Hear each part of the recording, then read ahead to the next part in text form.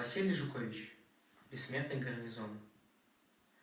В ту ночь вокруг царила тишина.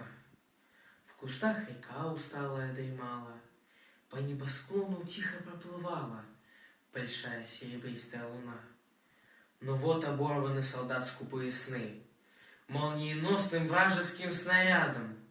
Горит земля, под пулеметным градом твердыня брестская, но смерч войны встречают стойко родины сыны, не думая о славе и наградах.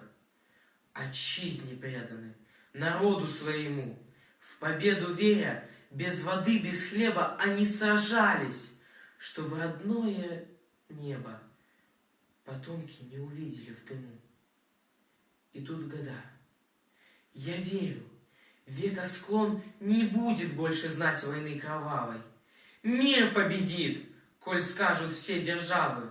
Не станет больше страх в людской врываться сон.